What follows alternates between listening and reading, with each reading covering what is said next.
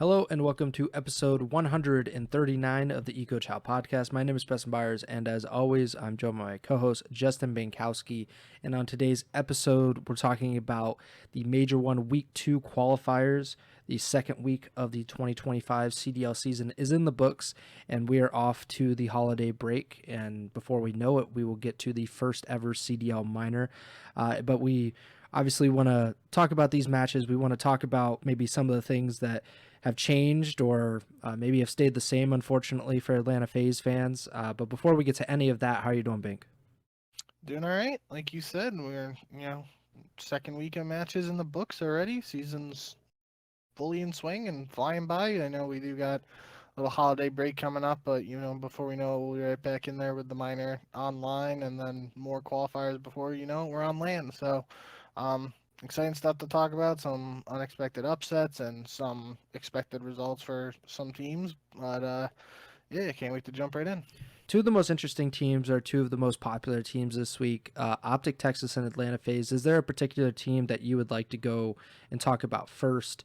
Because they're interesting for their own various ways, I would say. No, it doesn't matter.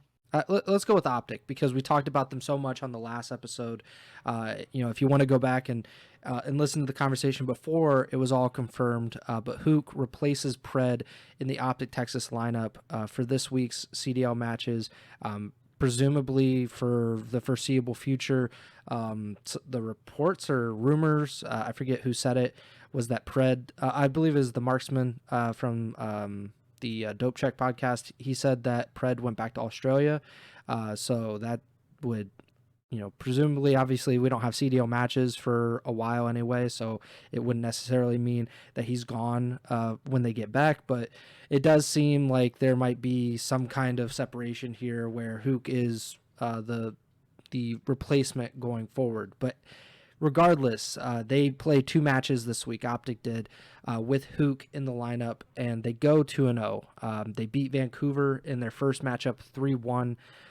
A pretty close series. Vancouver wins the first hard point, and then OpTic really bounces back and kind of controls the rest of the way. The second series was definitely much closer. They go to a game 5 with Guerrillas mate. They nearly get reverse swept. Huke drops 10 in the game 5.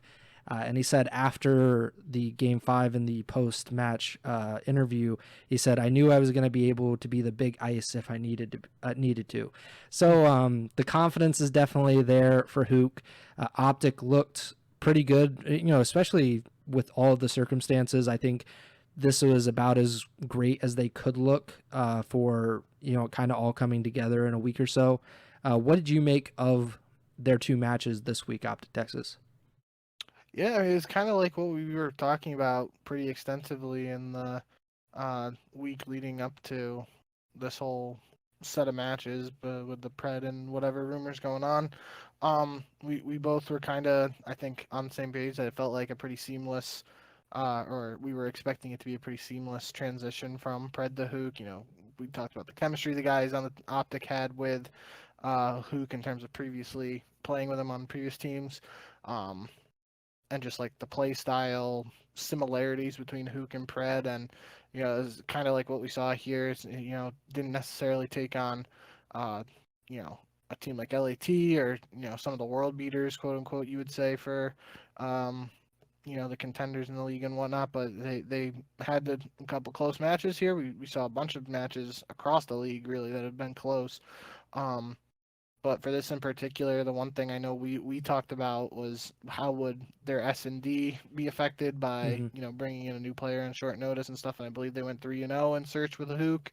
Um, so that's a good early sign there for a new team. Obviously, again, like we kind of mentioned, they have experience playing together previously, so I don't think it is shocking that they would seemingly pick back up where they left off and know each other's tendencies and whatnot. And it's early in the game, so it's not like um they had to reinvent the wheel in terms of all their practice and everything going on. So yeah, I think that's probably where the thing that jumped out to me the most was The Search and Destroy looking good. We've obviously historically on the podcast talked about some previous OpTic teams being known for being respawn teams and whatnot. And again, early in this Black Ops 6 season, small sample size, yada yada. But it's still good to see a team fresh off an emergency roster change, performing well in Search, especially for someone like me, who is just a big Search guy. So that definitely stood out to me. And yeah, I think OpTic is, I still think we talk about it on a bunch of other episodes about how the Green Wall expects, you ain't first, you're last. You expects them to win every game. So I think even despite all the Pred stuff going on before Huke joins, I still think the Green Wall is expecting 2 wins this weekend. But for them to actually deliver and take advantage of that's not how I wanted to say it, but for them to just deliver and show up and get the job done, that's definitely encouraging for Greenwall supporters.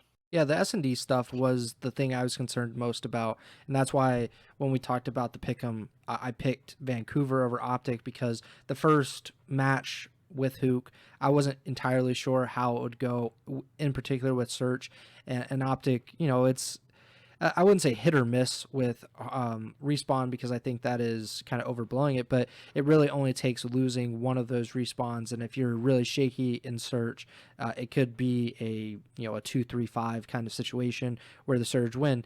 It wasn't that though. OpTic, they lose that opening hard point. It was a 250-227 on a red card, and then they come back on red card S&D and they win 6-1.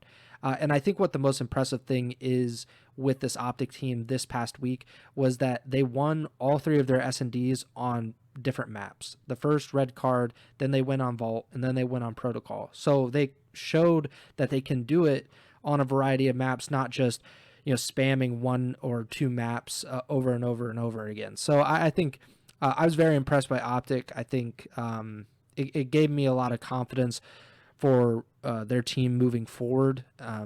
Granted, like you kind of mentioned, they didn't play the toughest teams in the world, but they also didn't play, Vegas, for example. So I think they played some of the mid to bottom half teams, the guys that are floating around 6-12 at this point. But you got to play who you play, and they beat them.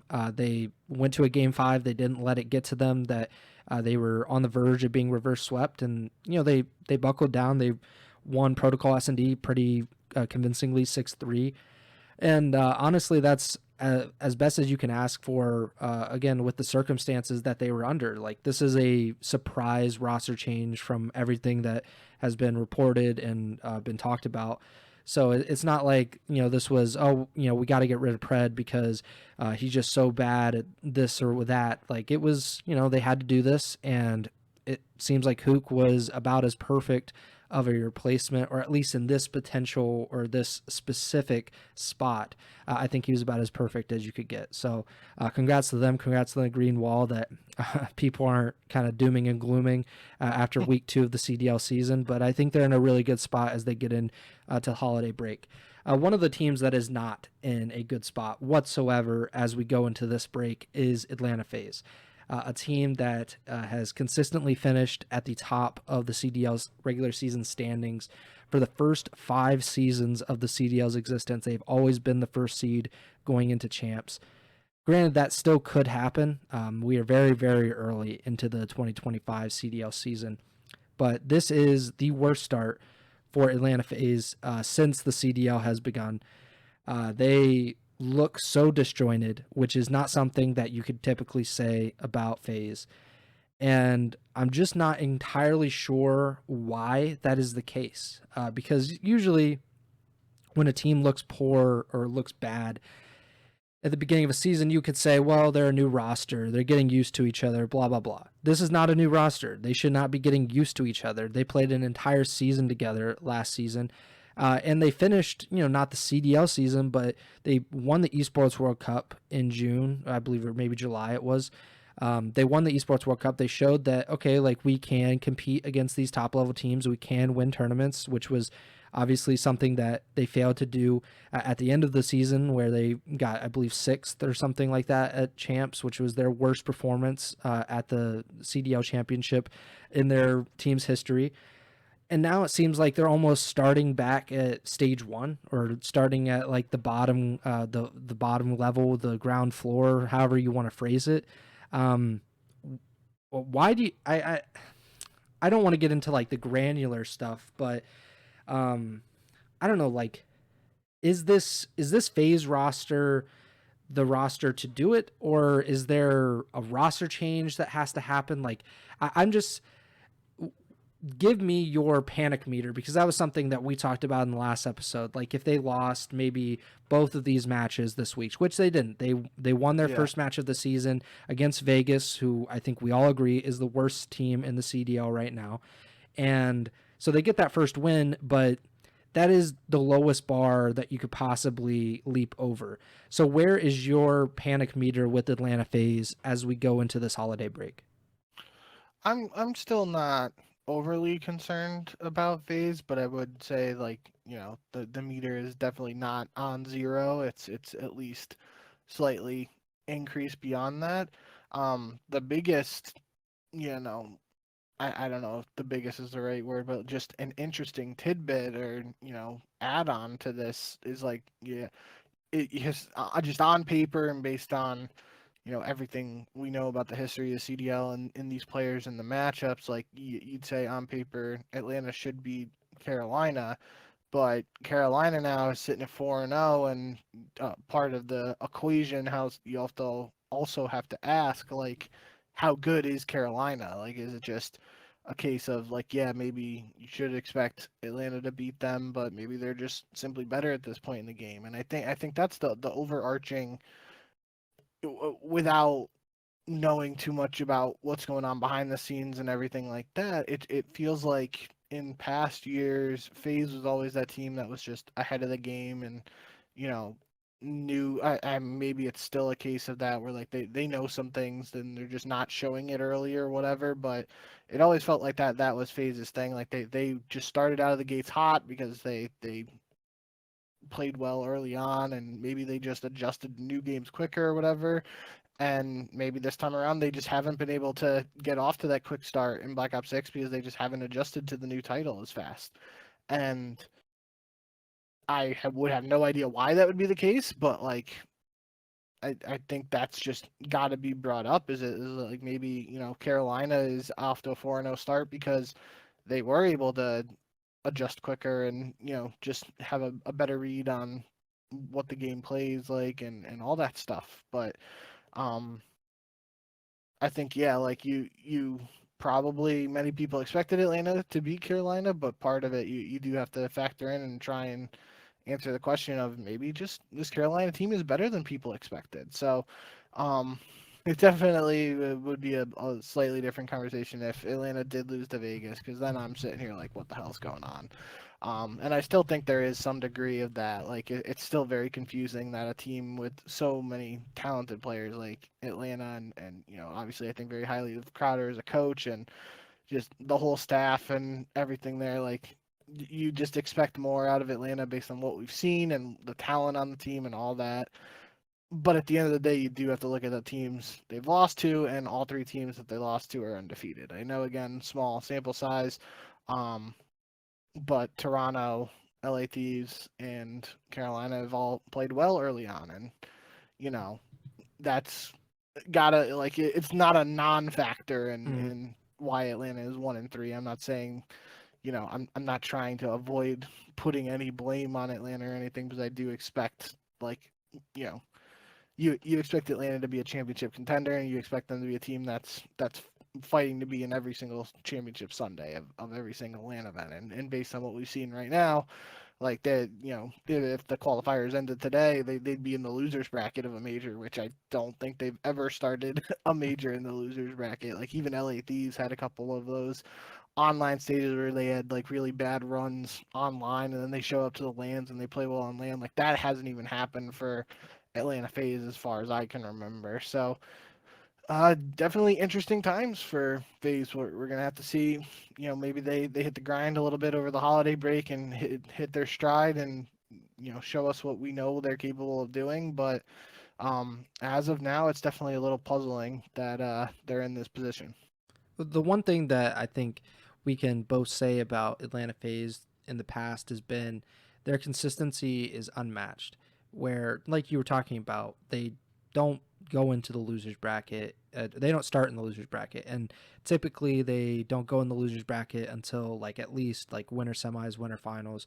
They are a very consistent team historically, and that is why this is so surprising that it's three consecutive losses to start the season, which I looked it up because I was just curious to see when that would have happened. That well, the thing is like that's never happened to start the season, which I think we both know. But previously, Atlanta FaZe had only lost three consecutive matches one time in the CDL, and that was in March 2023. They lost to the Toronto Ultra and OpTic in the third major to finish the major, and then they lost to the New York Subliners in the first qualifier match of Major 4. So it's not even like three consecutive in the Wow. same kind of environment, and that's talking about Ultra, OpTic, and NYSL, the three best teams other than FaZe in that season. So that was the only other time before this week that they had lost three consecutive matches. And then I also looked up how did they start the seasons previously, and how long did it take for Atlanta FaZe to lose three matches in their CDL season? Because this time it took three matches, and that's pretty crazy. But Yeah. 2020, it took them 21 matches to lose three. 2021, it was 17. 22, it was 12. 2023 was their lowest before this season, which was 9. So they played 9 matches before they lost 3. And then last year, it took 14 matches until they lost 3. Previously, the only season in which they did not start with a multi-match winning streak was 2023. They lost their season opener to the Boston Breach, and then lost 2 of their first 3, which I guess you could kind of compare that to this season and say, well, they started off slow then, but they kind of picked it up as they went. But still, this seems different. It seems like they're more disjointed than they've ever been, and I think you can look at some of these opening hard points against LAT, 250 to 77 on vault hard point. And then we saw it against Carolina, protocol hard point, 250 to 88. 100 point clubbed twice in the first 2 weeks of the CDL season. I guarantee that's never happened to FaZe before. Yeah. It's probably never happened to any of these top teams that we consider to be championship contenders going into a season. So that seems different. That seems like a concerning trend. And I mean, like you mentioned, we do probably have to give a little bit of grace or maybe excuse them a little bit, because the teams that they lost to so far this season, the Toronto Ultra, who are 3-1, we believe that are, in the top 4, in somewhere along those lines in the league so far. LAT, they could possibly be the best team in the CDL at this current point. They are 4-0, and the Carolina Royal Ravens, like you mentioned, 4-0. We're not sure exactly if they are a legitimate championship contender, but they certainly can't be dismissed at this point. Their only win, though, is against the Vegas Falcons, who I said earlier, the worst team in the CDL, another 0-4 team. I don't know. Like, it seems weird. It seems like this is not something that can just be kind of hand waved away, but FaZe has kind of proven us wrong on a few different points in the past, so maybe we do need to give them more time. I do want to mention real quick, though, Ben J, who I think he worked with Atlanta FaZe, or he worked with FaZe Clan for sure before the CDL, and he was kind of going through some of the potential reasons why FaZe might be having this slow start. And he mentioned a few points, but I'll focus in on what he said was like the kind of the environment around them. So we obviously know Tupac, who's now with the Cloud9 New York coaching staff. He was with Atlanta FaZe for the past few seasons. He was let go because of budget cuts, which I don't know if you saw, but Tupac tweeted about it. I think after Carolina beat FaZe, and he just said budget cuts, and then he had a GIF right after the FaZe loss, which I thought was interesting. So Tupac's gone. I guess Classic is also gone. Proto, Oh, who Ben said is, I think he said something along the lines of like he's kind of important to their system. They don't have an analyst, and I think you also mentioned Gersh, which I think was more just like they don't have like the vibes necessarily around them anymore. But I think the point remains the same, that this is the environment around them is different, and not in a good way. Granted, I don't know all the inner workings of what's going on in or around the team, but I just thought it was interesting that someone who is somewhat close, or should be in theory somewhat close to those guys, is speaking out about some of the kind of lackluster parts of their environment at this point in time. But we'll see. They have plenty of time to figure it out.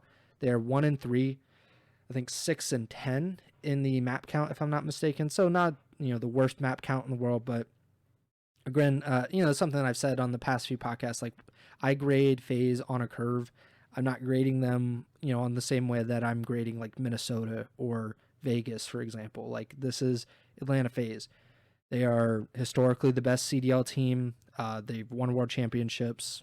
Like, I just expect more of them, and they have been disappointing this season.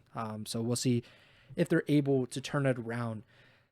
A team that I do want to talk about more positively, because they deserve it. The Boston Breach, our boys, the Breach. We're into the Breach now.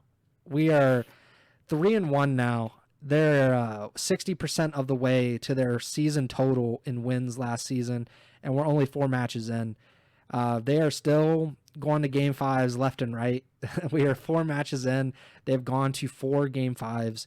But unlike last season when they went 2-12 in game 5s, they are now 3-1. So if you can believe that, they've already won more game 5s through 4 matches than they did through 14 last season.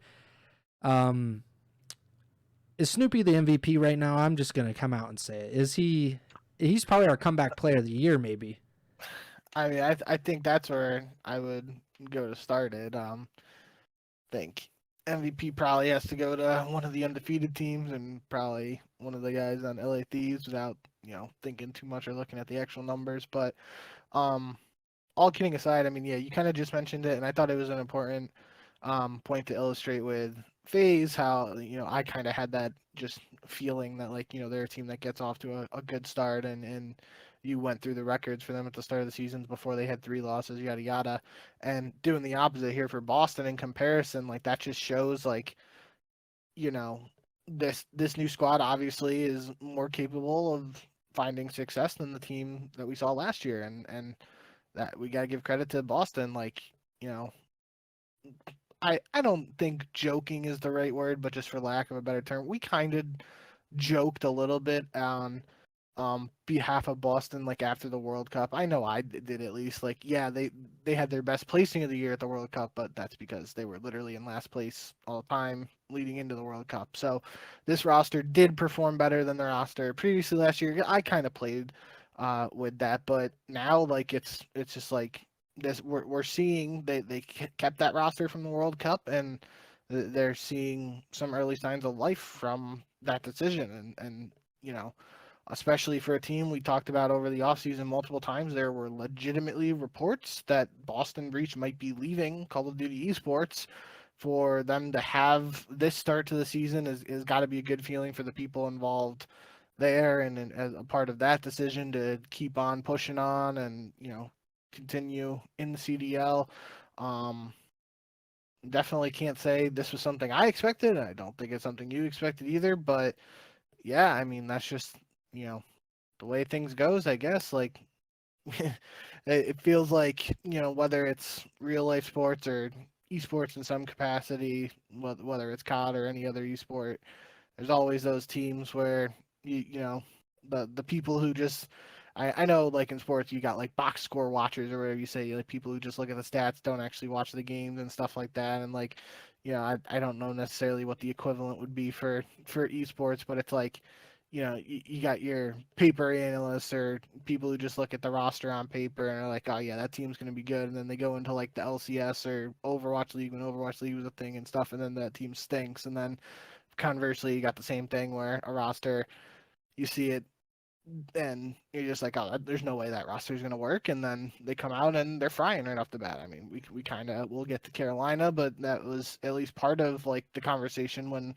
we were talking about Carolina was like maybe some of these guys last opportunity to play well in the CDL and stick around long term. So um, definitely just overall for Boston, it's got to feel good for especially like you said, Snoopy, like a guy who a lot of people were doubting if he should even be in the CDL, let alone just playing the way he's been playing.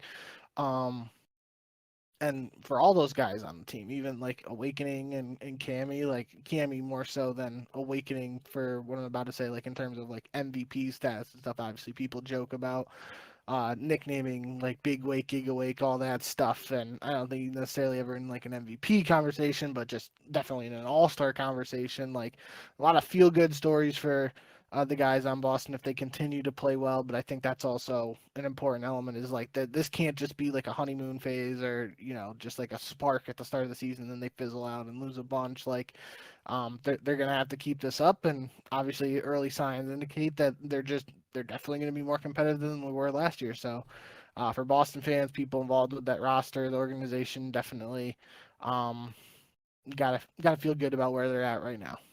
And if you want to be pessimistic, to say like about Boston Breach, you could say, well, look at who they played. Outside of OpTic, who whatever, like OpTic has looked better since then.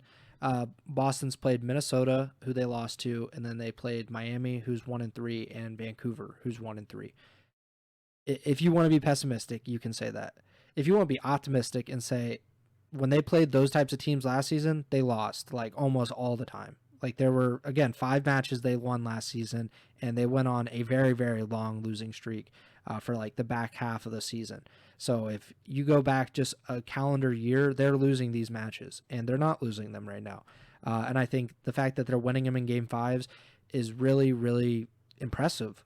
They're actually only one round 11 away from going 4-0 in the qualifiers. They lost round 11 on rewind to Minnesota. They would have won that series otherwise.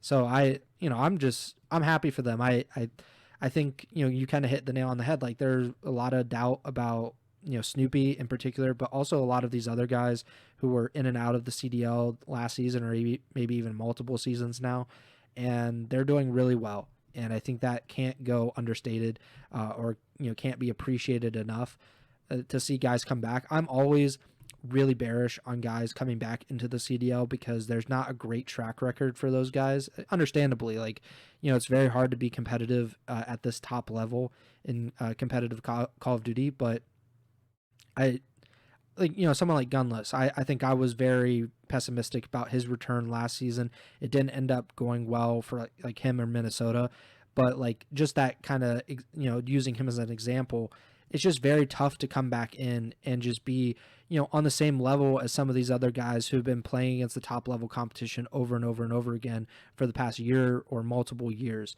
And Boston, despite that, has been able to kind of push through it.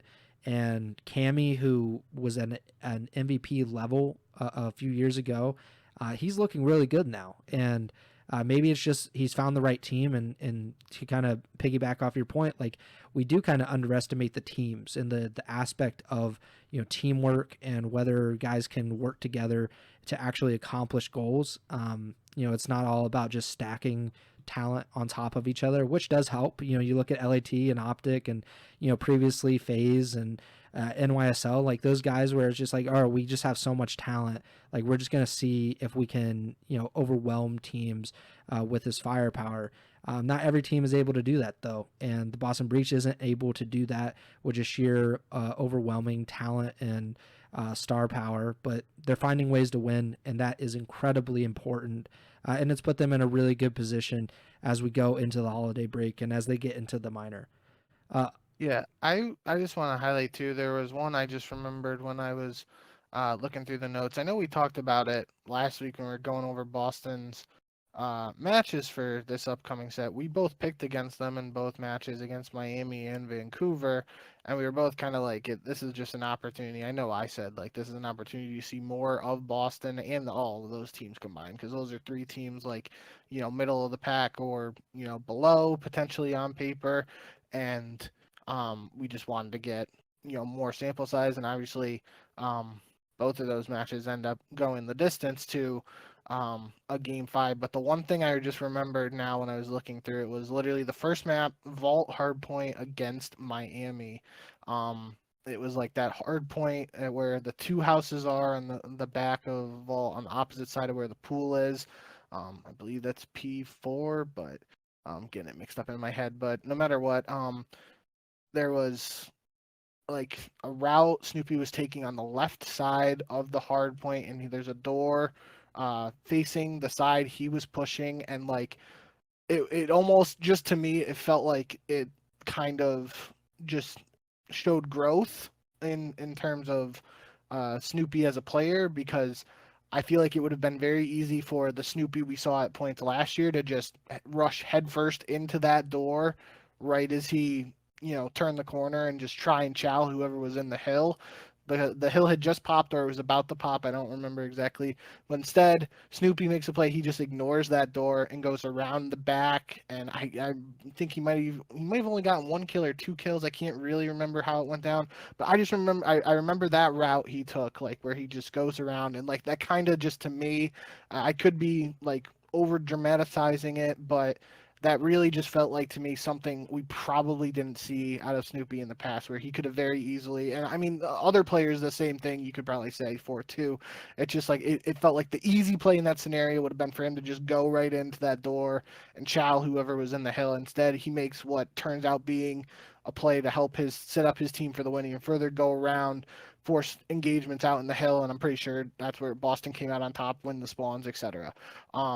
So I know that's like kind of, going probably a little over the top on one very small play, Mm-hmm. but I just felt like I remember seeing that because it was very early in the Friday match, literally the first match um, that we saw for um, Awesome. the first map of that match, I Mm-hmm. should say, and it stuck out to me, and I was just like, yeah, that's probably something we didn't see for Snoopy. So I think that's got to be a good sign of potentially him for further developing as a player, or it could just be me, overanalyzing something small that happened in the map. But either way, that stuck out to me and want to share that. Stuff like that could be something that we overlook, and not just saying we in particular, but kind of like the COD community in general, is this idea of growth and development in the CDL. Because I think, even I've caught myself on this a few times, and I've had to change my perception of a few players because I see them come into the CDL and they are not finished products by any means,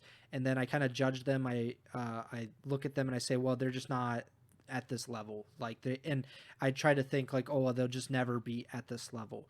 But that's not how it always goes. Like, it's not, obviously it's different when you have these like phenoms, like someone like Scump or Hydra, or Simp, Beezy, like these guys that come in and they're just like, they're so good immediately. We kind of expect these like 18, 19 year olds to be superstars right out of the gate. But that's not the case for the vast majority of CDL players, even the really good ones.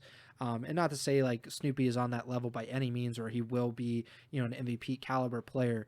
But I think we do have to remember that Snoopy in particular is 20 years old. He just turned 20 a few months ago, and he has made mistakes. I don't think that there's any denying that from everything Yeah. that's Slasher and some of the other guys have said. But there is the possibility for growth. Something that JCap said in the offseason about Geo was, he plays very selfish, and he kind of said like that's kind of how young players often do. And it takes time, it takes matches to kind of beat that out of their system. And it's like, okay, like I need to stop playing for kills. I need to stop, just reacting to every single thing that's happening on the map, and I just need to help my team win. To this point, it has helped Boston tremendously in that regard. A team that I want to talk about before we move any further is Carolina, because we can't talk about the CDL this season without just absolutely praising what the Royal Ravens have been doing for the first 2 weeks of the season. They are officially 4-0. They are officially the number one team in the CDL, according to the tiebreaker, because they have a better map win-loss than any other team in the league. And this was not expected by any means. We would probably expect, if any other team, to be, FaZe in that kind of category. And it's been the complete opposite. Carolina has been just really, really strong to this point. Um, and I think part of that in the growth process, I guess, is maybe we have to change our opinions of some of these, I guess, quote unquote aging players like Slasher, who I believe is the oldest player. I think we said on the last few podcasts, like the oldest player in the CDL. TJ, who's been around for a while. Vivid, who has been bouncing around a few teams and hasn't been able to stick with any of them. And then there's Gwen, who we expected to keep growing and to keep getting better. And I think he's been even better maybe than we thought at this point in the season. And as a result, they are 4-0 and going to be the number one seed in the first CDL Minor. So what have you made of Carolina's first few weeks of the CDL season? And do we owe an apology or anything to maybe Litigo and what he's able to do with this kind of team?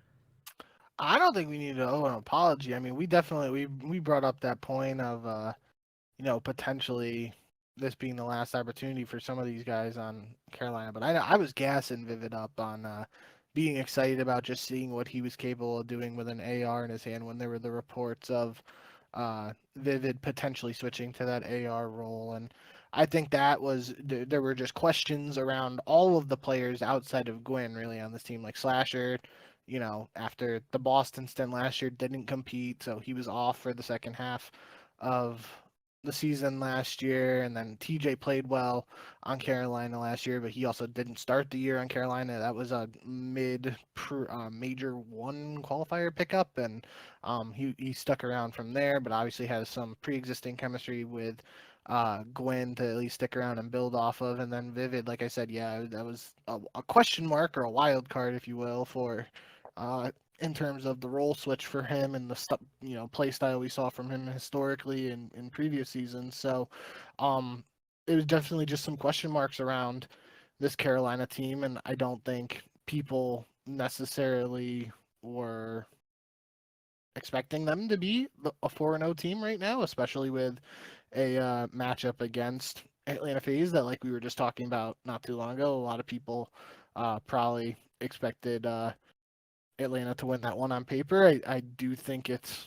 important to also just look at who Carolina played, because I know we talked about it first time around. Their first match obviously was against Vegas Falcons, and that was the Falcons' debut in the CDL. And they've also played Gentlemates, Atlanta FaZe, and then we'll talk about the Cloud9 match eventually too. But yeah, I mean, on paper, their toughest match there is, whichever way you look at it, it's either against a struggling Atlanta FaZe or a Cloud9 team that was having issues with ping and whatnot in previous matches leading into this. So I guess you can pick your poison in terms of that, but it's not like the most grueling schedule that Carolina could have played. So I think that's going to be at least part of the conversation around this 4-0 start, not to take any credit away from what they've done, because obviously that's just it's great to see for those guys, and get off to this kind of start. It's sets you up for any hiccups along the way. Like we always talk about this as we get later into the seasons. Like there have been seasons in the past where teams miss out on champs by 10 points and stuff, and then you look back at some of the earlier moments in the season where it's like, oh, we had a winnable match early on against X team and we just fell flat, just choked, didn't show up. And it's like, if you're winning your matches early on, it only sets you up for potential future success. So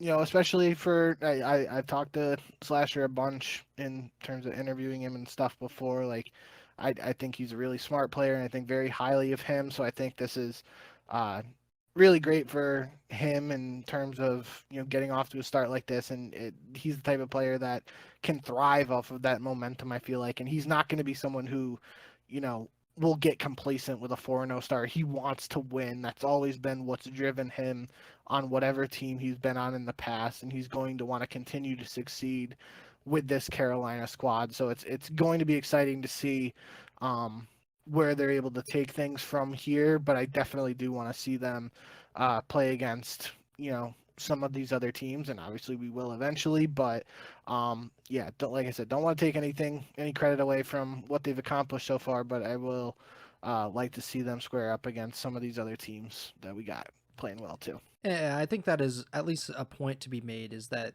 the three or the four teams that they have played so far, they have three combined wins between them.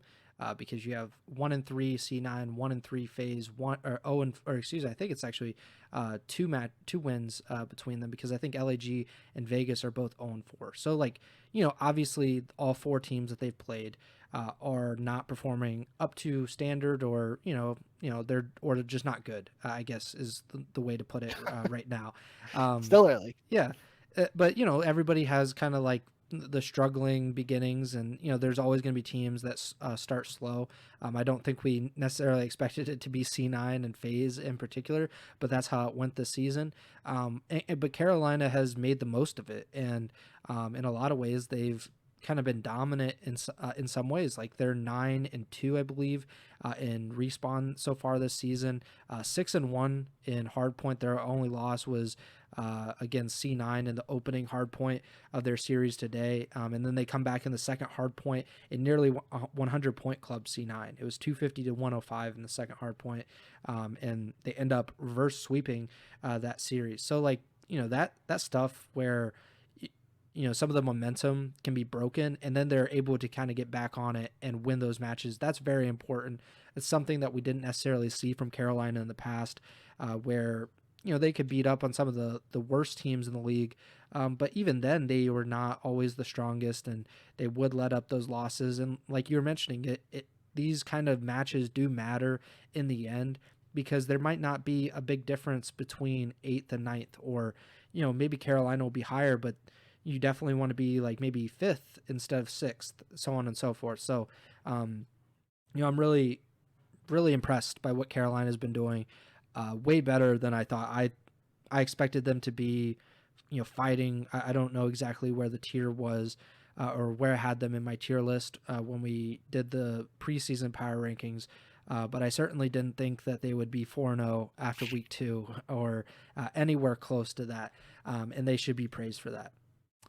I will say too. I mean, I know we're not going through the matches as much, but Mm-hmm. just the first reverse sweep of the year, again, not Yeah. a huge deal or anything, but I think that just that makes me think a little, regardless of who it's against, like just early on, any team having the resilience to pull off a reverse sweep against a team that's already kind of punched you in the mouth for two maps. Not necessarily saying like those maps were blowouts, but like, and any team that goes up 2-0 or goes down 2-0 and then is able to respond by rattling off three maps in a row, that's just like a good sign, I feel like, because if you're able to do that at any point, it at least like it's in the back of your mind that you can do it, right? So like if Carolina gets to land at Major One and they're facing an 0-2 deficit, it's not like, oh shit, our tournament's over or whatever. It's like in the back of your mind you can do it on this particular game with this particular team. Obviously, all those guys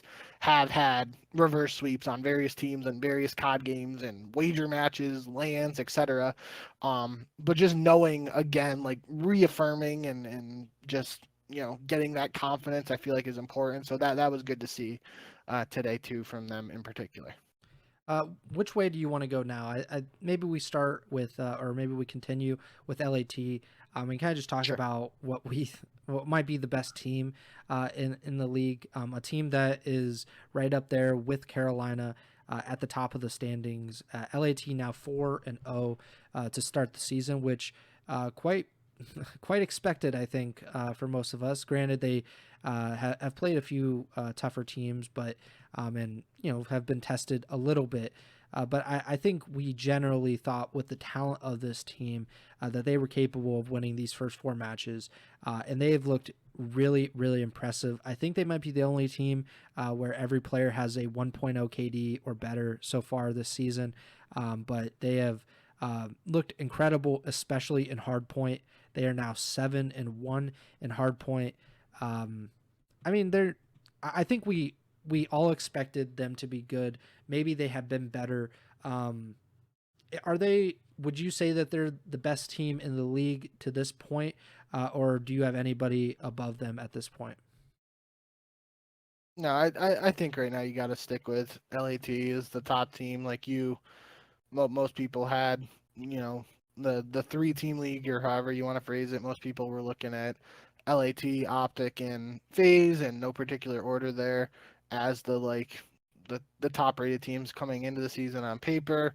Obviously, FaZe hasn't lived up to that early on, and OpTic had just one small hiccup with the loss to Boston, but then obviously a much bigger situation where it's now a different roster with no Pred and Huke in the picture. So I think, just based on that, like if you had LAT ranked highly early on and they're undefeated, there's no reason to knock them off that pedestal until we are given a reason or have something to criticize about them. Um, so yeah, I think it's pretty safe to say they're top dogs right now. I will say just about their matches in particular this week, that first matchup in the Battle of LAG was an absolute banger, especially the 2 hard points were literally separated by 10 points. The first one was 250-241 on Rewind, and then we had a 250-249 banger on Skyline. I found a tweet from Scrap Stream that was posted by Spawn Up GG on Twitter where he compared Skyline to Bokage, and that was tweeted the day before this 250 to 249 showdown on Skyline, where the quote is, "It's like Bokage. Who the fuck wants to play Bokage? It's the worst map ever." And then they, of course, just naturally have a 1 point game the following day. So I thought that was kind of funny.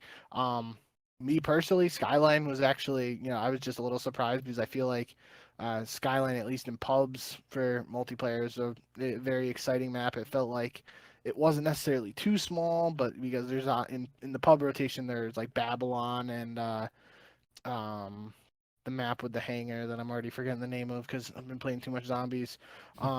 But there are much smaller maps, so Skyline didn't feel as small, but maybe like just in terms of the CDL and ranked map pool, like Skyline is one of those smaller maps and more bocage esque. Um, but either way, I mean, there were definitely some teams during Vanguard who didn't like bocage and avoided playing it. I know LAT, like I'm pretty sure that was their auto veto at champs, and they ended up winning champs. Um, but from a viewer's perspective, Bocage was like pure entertainment. There was just a ton of kills being dropped, and I feel like you early on we get a 250, 249 banger like this one. Like I think at least from a fan perspective, that could be exciting to see going on. Maybe from the player side of things, they're like, this is getting tiring, and maybe we'll see Skyline like slowly not played as much or something. But I hope to see more of that just because I do like that map, and I think it could lead to more exciting moments and just frantic endings and stuff like that in this showdown here. But yeah, so I mean that was kind of surprising. I know we historically had talked about it. LAG just in overall having a 9-3 record against LA Thieves in the Battle of LA heading into this one. So now Mm-hmm. it's 9-4 after LAT won on Friday. But those hard points in particular were really close, and I think that was surprising for everybody probably watching, despite anybody who was just like preying on the LAG Battle of LA magic to continue. Um, and then we had the last match today against Minnesota, which Minnesota was a team who, um, came out hot and won a couple game fives and uh, probably had a better start than some people expected. And they to give them credit here too, like they played tough. In the hard points again for LATs, like we said, LATs has been winning the hard points early on in the season, but they haven't necessarily been total blowouts. There was 100 point. I think they had 200 point clubs in the first week, but this week definitely didn't have just the same lopsided blowouts. But they're still getting the job done in hardpoint, which is the most important thing at the end of the day. But more important for me that stood out in the Minnesota matchup in particular is they win 15 points. On red card hard point to start out the matchup. Then Minnesota responds, taking the search 6-1, and we get a protocol control, which I believe we've only seen twice now.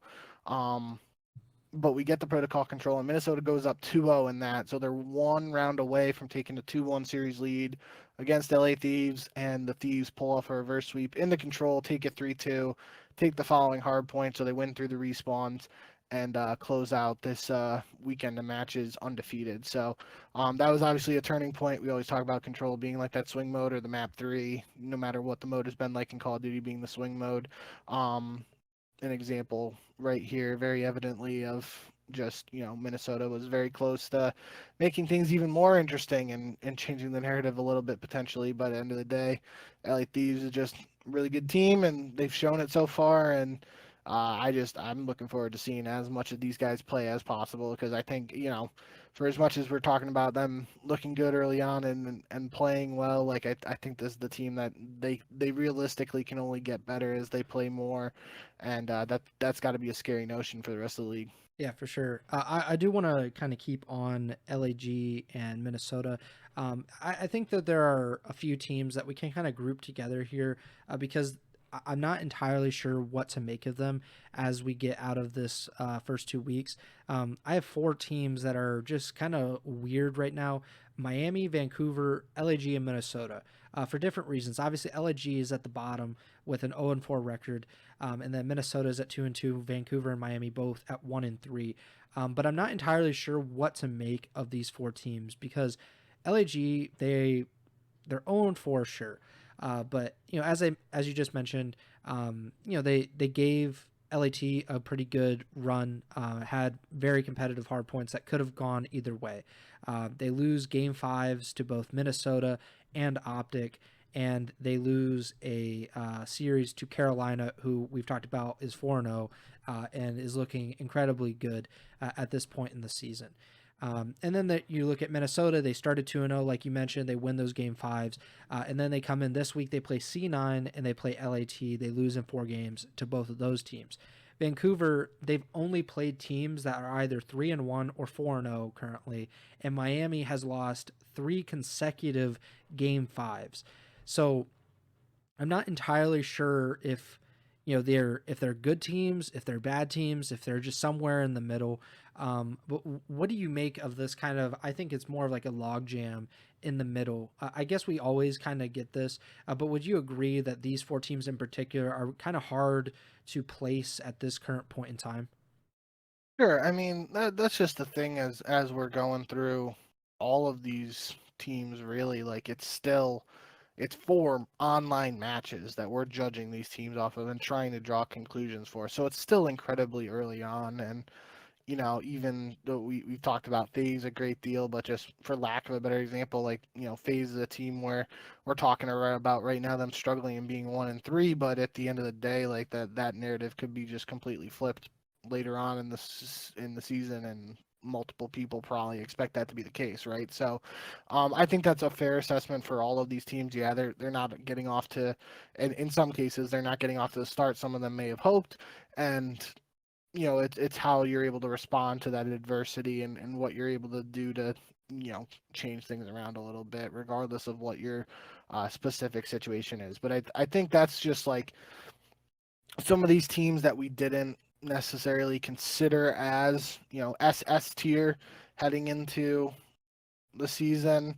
It's just gonna take some time, and you want to see more out of all of these teams. But those teams in the middle of the pack in particular, it's like they're that's why it's the middle of the pack, for lack of a better term, right? Like, you expect them to trade blows. They're gonna beat Team A sometimes, but they're gonna lose the Team B other times, and it's gonna be a tussle and tug of war in terms of uh, who's able to actually come out on top. And that's what we kind of talked about that a lot last year on the show, in terms of um, like the battle for 5th place, where Mm-hmm. at points it looked like Vegas Legion might have a claim to that, and then at other points that Vegas started struggling and went to some other teams and whatnot. So, yeah, I mean, everybody's gonna be in different situations, and end of the day, you know, it's still very early on. But I mean, there's definitely been some signs of life from all of these teams in my eyes. Like, just looking Gentle Mates, they literally early on, I didn't look at the numbers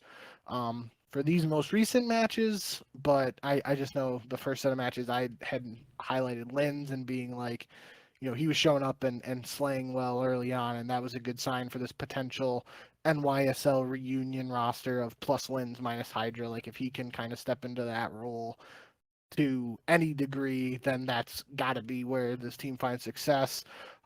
Even a team like Minnesota, like I mean, there were some people who didn't expect them to be 2-0 after week one. So the fact they are 2-2 after they play teams that on paper, again, most people probably expected C9 and LA Thieves to beat Minnesota regardless of what happened in the first week, and sure that's what happens here, but that's still just a young team with potential, and they're gonna go through ups and downs with just the ebbs and flows of the season and whatnot. But yeah, and I mean Miami and Vancouver too. They got some guys like Vancouver's got a Booz and 04 we talked about. Miami with Real, just a couple of guys who were in their first years last year and how they build off of that first year, and where they continue to grow and develop. And we've seen moments very early on this year from those guys. I mean, I just the one that sticks out to me is Real having a 1.5 last week and losing. So like again, that's a long-winded way of saying like all of these teams have potential, and it's just it's going to take longer for some teams to figure it out than others, and obviously that's just that time isn't a luxury that all the teams have. A team like Carolina that starts 4-0, they have that luxury where they if they go through a struggle, like they have the 4-0 start to fall back on, whereas a team on the other end of the spectrum like Gentlemates, if they continue to struggle and continue to lose, they don't have that little buffer from a good start to the season to fall back on if it just keeps going down the path they're on right now. So interesting to see more from all of these teams, really, though, because there's definitely some key pieces and some exciting elements to all the teams, regardless of the results early on in the season. Another team I think that fits kind of that mold is C9, because we talked so much about them last week, and that was a lot in regards to the internet stuff and how much it played into an 0-2 week that wasn't just 0-2. It was they were getting dominated in those matches. It wasn't particularly close, especially for what you would expect of a team like Cloud9 with the roster that they have. This week they were remarkably better. It wasn't even close. There was a huge difference between the C9 we saw last week and the C9 we saw this week. The first match they win against Minnesota, they hand the ROKKR, I believe, their first loss of the season, and it was a competitive series, especially those first two maps. A close hard point. They go to round 11 and Surge C9 ends up winning, and then they dominate in the second hard point after losing the control. And then a series we mentioned earlier was C9 getting reverse swept by Carolina, the first reverse sweep of the season so far. And so they had a very good chance to go 2-2 through these first 2 weeks, to go 2-0 this past week, and they let it slip through their fingers. And it wasn't incredibly close series the last half of the way against Carolina. The Royal Ravens kind of turned it on. Were you encouraged though by what C9 was able to kind of put together after a horrible week one and all of the talk coming from that? Yeah, I mean that's just the overall thing for C9. I feel like is I wasn't checking Twitter too closely, but I didn't see any major complaints about ping, and I think sort of bringing up that idea I mentioned at the end of last week's show was like maybe this is not going to be an online match exclusive issue for them, but just a match or a ping issue with only teams in Texas issue. And if Minnesota and Carolina weren't playing from Texas, then maybe they were able to find a different server, and that's why we saw matches more aligned with what people were expecting from this C9 team. So we'll have to see after with the minor and the other online matches coming up. Maybe if we see them play against some other Texas teams and have issues, then we just know going forward, like maybe the online matches against Texas teams are going to be tough, but other teams in the league, you can kind of expect it to play more to what you expect on paper a little bit. But end of the day, yeah, I mean, you don't want to see the reverse sweep. It obviously would have been a lot better for C9 if they just go 2-0 this week. Objectively, that's a pretty dumb statement, but that's just 2-0 is better than 1-1. but definitely some encouraging signs out of them regardless. I feel like even today, like I just while watching the matches, without having the numbers right in front of me, I feel like I even saw just in the chat for the stream, like people talking about Mac and Mac having some good moments. And that was one of the things with this team we talked about in the off season of just Mac being that wild card. We know what he's capable of in the past, and just anybody after being out of the CDL for a full year, like what you're able to do on your return, that has to be questioned. I don't care if it's Crimsix or Karma or anybody. Like if you step away for any amount of time, let alone a year, like it might not be easy to immediately jump back in and just fry right off the bat. But so far, especially in this most recent set of matches, it looked like Mac was playing a little better, and it's tough to judge because I bet if you look at the overall KD, the first two matches where they were having the ping issues might skew the overall numbers in comparison to what he was putting up this week. But I don't even have the numbers for him for this week in front of me, so I could just be spewing BS. But end of the day, overall for C9, like it felt like this was definitely a little more indicative of what many people were expecting out of this team. And yeah, I think that's got to be, especially after a week where, again, we talked about the online issues, but those were going to be two tough matches for C9 regardless in the previous week. So just putting that in the rearview mirror and getting a win on the board, obviously, again, would have loved to have two, would have loved to have avoided a reverse sweep, but that's, you can't do anything about that now. Just we'll have to see what C9 continues to bring to the table after the holiday break. Yeah, that Minnesota win was really big because let's say they lose that series and then they go on to get reverse swept by Carolina. Like the conversation around Cloud9 at that point is way different. At least we have some kind of positive to come out of this week with in regards to C9, because if they didn't beat Minnesota, man, we're talking about them like the same way we kind of approach the conversation about FaZe, but we don't have the background of C9 or this particular roster being like a championship level team with championship players very recently. Like, that's the conversation would just be completely different. So it's good that they picked up the win against Minnesota. They did, at various points look, good against Carolina. And I think, we should expect them to look hopefully better as they keep going on, and maybe they get used to some of the online issues. I don't know if that's something that they can necessarily get used to, and certainly not play to their advantage, but it is something that they're going to have to play through at least for the foreseeable future, and hopefully they can do so. One team I want to talk about, I don't want to end on a low note, so I will talk about Vegas now before we get to Toronto. Vegas, again, like they look like a relatively normal bad CDL team, nothing new there, but they are now 0-4 and have the worst map win-loss of any team in the CDL to this point, 2-12 after week 2. I think a lot of people were talking in particular about King of Bodhi and like his place in the CDL, and to come to his defense and just like in general, this team is not necessarily built to be like a championship contender. I think that's quite obvious. It's built to grow the scene in the Middle East and Saudi Arabia in particular. So like the fact that he's on this roster is kind of indicative of that. I understand why some people would push back against that. But I think Clayster made the point on Twitter, and he is biased in that regard because he is an assistant coach for Vegas at this point.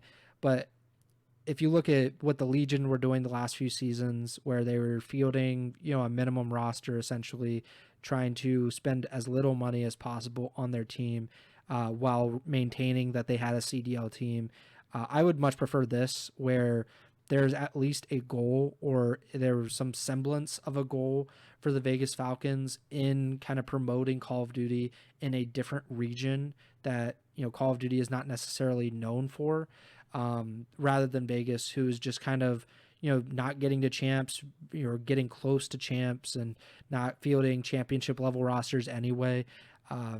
So I'm more in favor of that.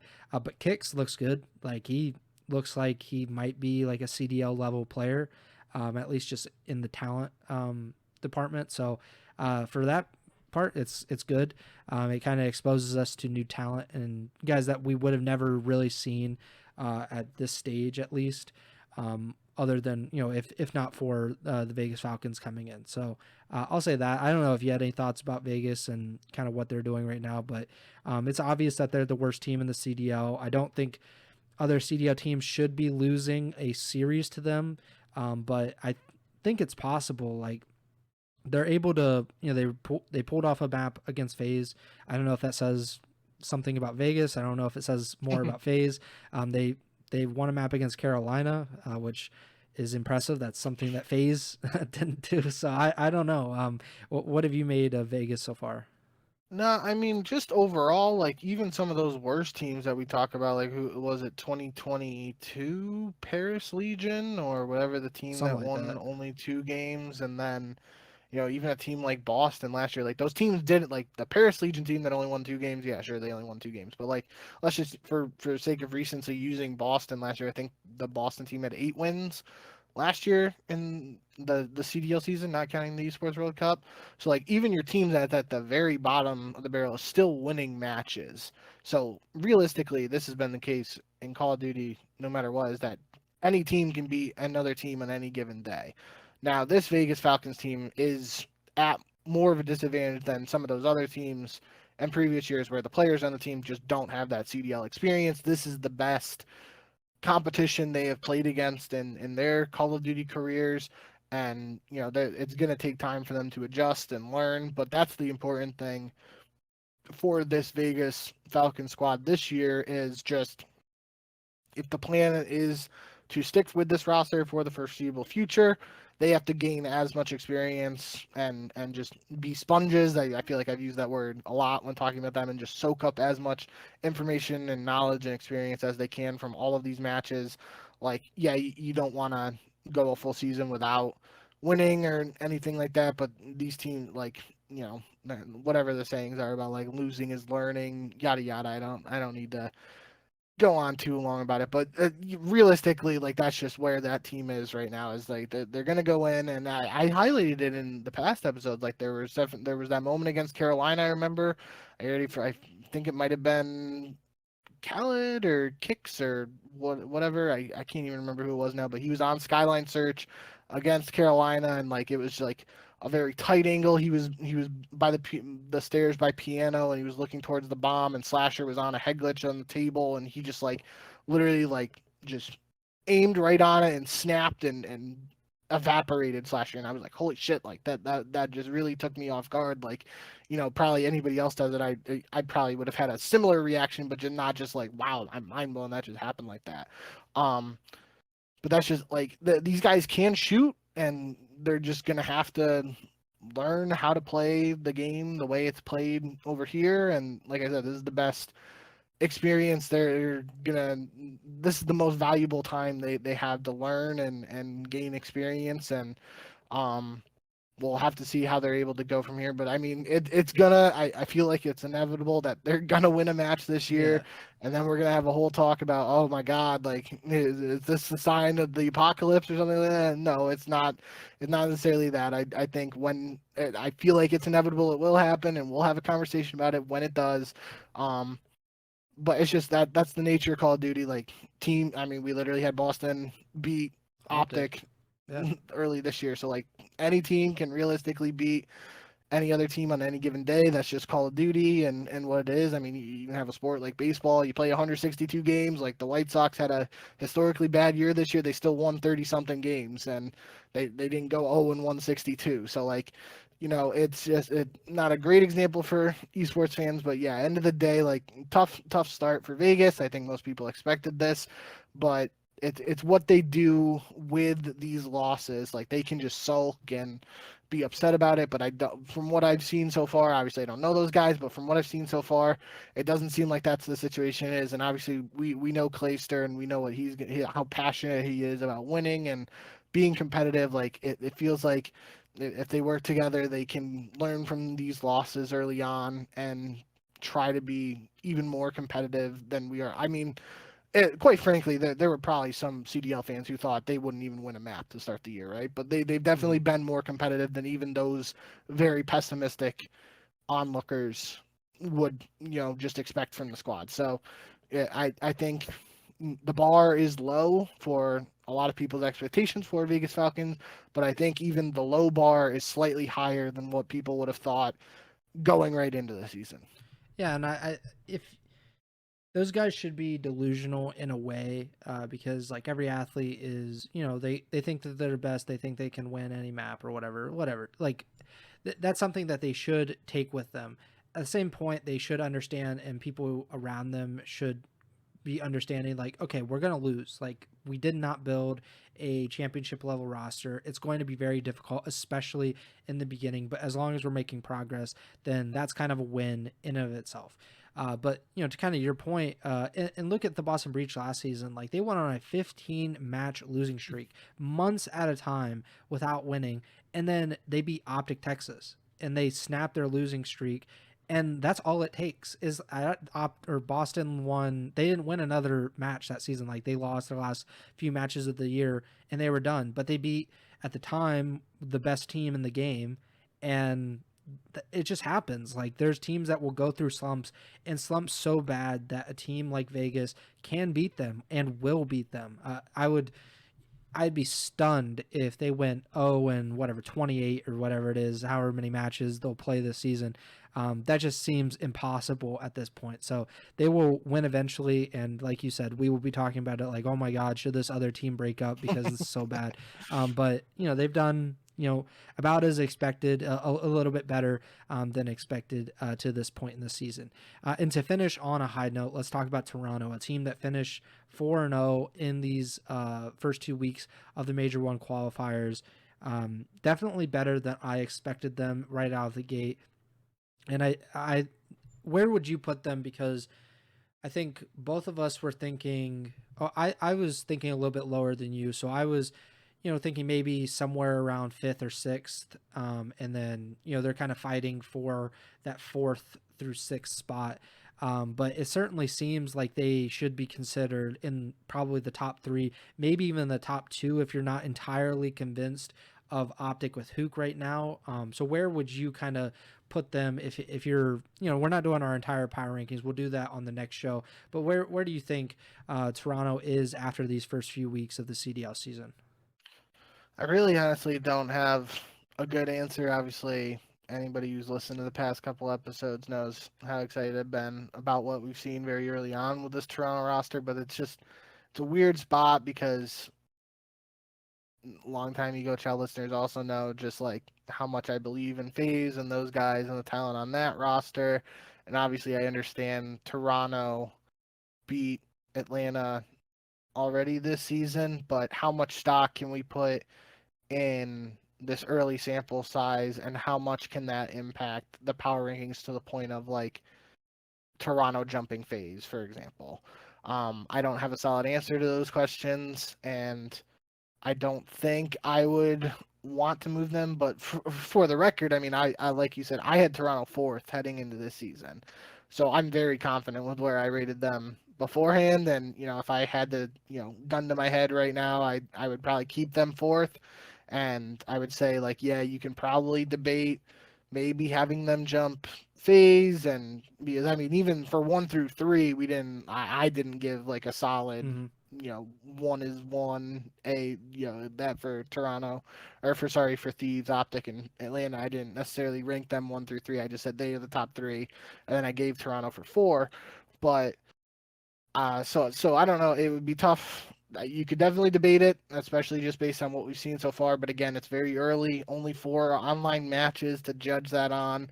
But it is definitely encouraging signs for Toronto. Which again, just overall grand picture, this was a team that has lost Scrappy and Envoy. Envoy, literally a world champion, Scrap, an MVP caliber player for his 2 years in the CDL, a rookie of the year, and they haven't missed a beat after losing 2 players like that. Sure, you can look at, you could argue the statistical numbers that Envoy put up while playing for Toronto. We can have that debate too. But end of the day, Envoy's a really good player, so Scrap and there were the off-season talks where Toronto was just like, yeah, we just can't feasibly keep this roster together of Insight, Kleenex, Scrap and Envoy. Scrap and Envoy obviously go to their quote-unquote super team, which is looking like that's paying off early on. And Toronto could have gone in multiple directions. They could have only kept Kleenex and, picked up 3 people. They could have only kept Insight and picked up 3 people. They could have wiped the slate clean and had a completely new squad, but they stick with Kleenex and Insight, pick up 2 guys in Beans and Joe Deceives, who were definitely, again, they were wild cards. Joe Deceives was on LA Thieves last year, had a stretch where he was benched early on, then he comes back in the roster. LA Thieves had a strong finish to the season last year, and Beans had shown slaying potential early in the previous season, wasn't in the CDL to start last year, and then kind of got that chance at the Esports World Cup and towards the end of the year. So 2 guys who were really, again, similar to the Mac conversation, just wild cards. We just hadn't seen a ton of them, or just hadn't seen like full seasons of them in the CDL, and it's paying off very early on. So again, it is early, only 4 matches in, but I do like what I've seen from Toronto so far. Definitely wasn't the hardest schedule for them this week. Obviously, they played Vegas and then they played Miami, and they started strong against Miami. They lose 2 maps. In the middle there, 3-4 with a close skyline hardpoint, which goes back to the bow cage comparison I brought up earlier. But they clutch up in the searches against Miami, win 12-2, round count 2-6-1. So that's got to be encouraging there. But yeah, end of the day, Toronto's 4-0, so they're in a good position. That's where you want to be after 4 matches, no matter what team you are.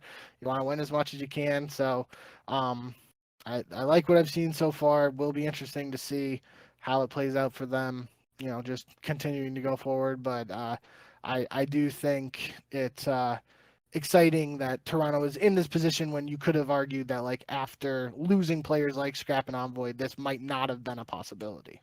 Yeah, and I think that's really just the biggest point for me is that I was concerned about how they were going to replace the firepower of Scrap, because you're losing a superstar, not just a very good player, but one of the very best, if not the best player. And a lot of teams that have to replace that kind of thing it's just not easy. It's almost not feasible in a lot of ways, but that's just kind of a credit to Toronto and like the coaching staff and the management there, that they're always able to kind of churn out a competitive roster almost every single year. It's really a credit to what they're doing there and how they evaluate players, and what they thought of Joe Deceives and Beans, guys who hadn't broken out as superstars or stars or anything, but they've obviously they were obviously very confident in those guys becoming winning players with their existing duo. So a big credit, big tip of the hat, I guess, to Toronto and what they're doing there. And now they're 4-0. Certainly seem like a legitimate contender as we move forward in the CDL season. But that does it for. And do you want to go through the matches and stuff? Yeah, I just want Yeah. to give the rundown so we have all the results. So did this last time too, but I'll just go real Yep. quick. On Friday, December 13th, we had LAT versus Gentlemates in the Battle of LA. LAT wins that one 3-1. C9 versus Minnesota. Cloud9 comes out on top 3-1 in there to get that first win after the slow start in the previous week with the ping issues. Miami versus Boston. Boston wins a game 5 and takes that one 3-2 over Miami. OpTic versus Vancouver and Huke's debut or return to OpTic. OpTic wins that one 3-1. On Saturday, December 14th, Toronto versus Vegas. Toronto wins 3-0. OpTic versus Gentlemates. OpTic takes this one 3-2. Again, as we mentioned almost an hour ago now, that is OpTic looking good in search very early on with the new Huke edition. Carolina versus Atlanta, probably one of the most surprising results of this past set, with Carolina beating Atlanta 3-0. And then Boston versus Vancouver. Boston wins another game 5 and takes this one 3-2. And today, Sunday, December 15th, we had Toronto 3-2 over Miami. Atlanta FaZe beating Vegas 3-1. Carolina with a reverse sweep over Cloud9 3-2. And LA Thieves versus Minnesota. LAT comes out on top 3-1. And the standings as it stands going into this holiday break, as we've done 2 weeks of the 2025 CDL season, the Major 1 qualifiers. So we're a little bit over halfway through the qualifier set. So at the top, tied for first place, Carolina, LAT and Toronto, all at 4-0. Then you have Boston and OpTic, two teams that you would not expect to be next to each other in the standings. They're tied for fourth at 3-1. Minnesota by themselves at sixth place, 2-2. And then there is a four-way tie for seventh at 1-3. Miami, Vancouver, Cloud9, and FaZe. And at the bottom, tied for 11th, LA Guerrillas mate and the Vegas Falcons, 0-4, both of them. And that goes into the minor, which we will talk about probably in a few weeks, or I'm not sure exactly when we will discuss it, but we will preview the first CDL minor, which if you're not familiar and maybe you weren't paying attention when they announced the CDL schedule this season, the minors are a single elimination online tournament in the middle of the first two major qualifiers. So a major 1 and major 2 qualifiers. It will be split up by this single elimination tournament involving all 12 teams. The top 4 teams from those standings that I just read, they get first round buys, and then the bottom 8 they play in the first round, and we'll go through it there. But I think it's just interesting. We'll talk about it more. But Carolina, Boston, LAT, and Toronto, those 4 teams get the buys into the second round, which is incredible. Definitely the 4 teams that we all expected to get the buys, but I think it's going to be really interesting. OpTic versus Vegas, a very juicy first round matchup that we'll talk about when we actually preview the first minor. But you link these KD leaders as we get out of the first few weeks. And I think they're pretty interesting because there's some surprises. Shotzi has played like a superstar, shout out Aches. But then you look at Kicks from Vegas. He's at third in KD. Gwen, I think, is like no surprise, is incredible, but he is at the very, very top of the KD leaderboard with a 1.33 KD, and his teammate Slasher in fourth at 1.19.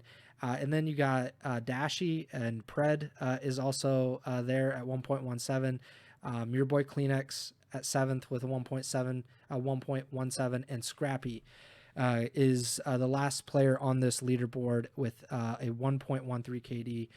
So some surprises, some expected players. Any thoughts or opinions on those as we obviously they will change, I would assume, very much throughout the CDL season. Yeah, still very early, but I guess 3 really that are really most glaring that just stick out to me in particular: Gwen, Kicks, and Slasher. For Slasher, kind of just, we know what he's capable of, and just to see him doing it and succeeding early on has got to be good for his fans and for him personally. Kicks, obviously, that's got to be a surprise to a lot of people, but based on the way he's been shooting some of these matches, it makes sense. And it's just, again, like, it goes back to what we were just talking about. The Vegas team can shoot. It's just, can they put it all together to get some wins? And then for Gwen, really, like, that was one of the talking points we talked about before the season, is just like he was the rookie of the year last year. Abuza kind of disputed that, didn't really think Gwen should have been rookie of the year, should have thought he should have been, but I kind of just raised the question, like, where does Gwen go in year 2? What do we see from him? And obviously, very early on, but got to be encouraging for Gwen and his supporters to see him at the top of the KD leaderboard very early on. Could, drastically change, like you alluded to, but for Gwen and what we have seen from him in the year plus now of his CDL career, it's just when he is playing his best, that's when Carolina saw success, and Carolina's seen success early on, so it's not surprising to see him at the top of the list. Yeah, he's been incredible. Like I mentioned earlier, I think he's great. Made an even greater leap than I was maybe even expecting. Granted, there's a ton of time left, but as we can only judge on what's actually happened, and he's done incredibly, incredibly well. Pick him to this point in the season. You are 16-8 after going 8-4 this past week, and I'm 14-10 after going 7-5 in week 2. Again, it's kind of tough, these matches and how we're predicting them. Granted, FaZe being like not very good so far is a big wrench in our plans. I think they're typically we're both 1-3 in those, I think. And actually, no, you picked LA Thieves to beat them, but yeah, but typically we are pro FaZe and picking them on every single match. But when they're losing all but one, that kind of changes our plans. Yeah, but that about does it for the show. I actually didn't see all these YouTube comments because I'm on Restream and the chat isn't working on there. But shout out to all the people that are in the YouTube live stream. I think there's 11 viewers right now. I saw that we had 7 and 9 viewers a few minutes ago. So appreciate you all stopping by and watching. And thanks for commenting. Guys like Elwood, Crazy Snow, Carlos, Blizzard, Payback, all those guys. So appreciate you stopping by and giving us your support. If you haven't done so, please subscribe to the YouTube channel. I think we're at 165 subscribers, which means that we've gained like 15 subscribers in like the last 2 weeks or last week or something. So I remember when we when we hit 150 subscribers, which was not very long ago, and we're already at 165. So appreciate all of you. Shout out Zach, who just said W podcast in the chat. We honestly, this has been amazing. Like the start to the season has been really fun as far as the CDL matches go and kind of the storylines that have come out of that, but also the support that we've been given from our little community here, especially on YouTube, which we've been uploading videos daily these last 2 weeks, I believe. And we're trying to continue to do that. Obviously, with the holidays, it makes it a whole lot harder. And but we're going to continue to try to create some content that you guys might enjoy every day, so you can kind of keep up with us, even as we take a little bit of a break in the holidays, which we're not exactly sure when the podcast will be, because that's just kind of how the holidays work. I'll be going out of town. I'm actually covering the Ohio State Tennessee college football playoff game next weekend in Columbus, where my parents and I'm from. So it's going to be a cool experience. But we will be doing a live stream on Wednesday, December 18th, I believe it is, and then that'll be the live stream. The podcast will go into your feed on Thursday morning as usual. And if you prefer the podcast, you can look at Amazon Music, Apple Podcasts, Spotify. You could listen to it on YouTube as well. That's how I listen to podcasts. So if that's something you enjoy, please feel free to do so. We will be back on Wednesday to talk about probably our power rankings. I would like to at least check in on them, see if there are any changes. I certainly will be changes for mine, just based on how I feel about power rankings in general. So we'll probably talk about it then. Maybe if any news drops in the next 3 days, which usually we would always get screwed. Surprise roster changes. Yeah, usually we'd be getting screwed at Monday or Tuesday, and we do the podcast like the day before everything drops. But hopefully that doesn't happen. Hopefully everything drops before Wednesday evening, and we're able to talk about whatever it is in the Call of Duty esports space. Make sure to give us a 5-star rating on Apple Podcasts. Thumbs up. Please like the videos on YouTube. Leave a comment if you would. Be so nice and so inclined. Follow us on Twitter at jbink with 2Ks, at Preston Byers, podcast Twitter at Ego Chall Podcast. The Twitch channel is twitch.tv/Ego Chall Podcast. The YouTube channel, just look up Ego Chall Podcast on YouTube as well. And again, we'll be back on Wednesday, Thursday morning for the podcast feed. And that does it for me. Bink, take it away. Yeah, I mean, you kind of hit the nail on the head with what I was going to say here, but thank you guys as always for all the support. Kind of like you mentioned, I'm pretty sure we were at 160 subscribers heading into tonight, and we're at 166 now. So even since the time you stopped talking, we already gained another sub. So thank you guys for all the support, all the people in chat that Preston shouted out to. It was awesome to see. That's 2 straight YouTube streams in a row where chat's been popping. We had a bunch of viewers, and that's just always good to see. So thank you guys as always. Really appreciate it. If you guys have any criticism, constructive criticism, or any feedback or anything else you want to see from us, leave it in the comments for the videos or leave it in the streams. We read all that stuff, and yeah, we'll see you guys back here on Wednesday.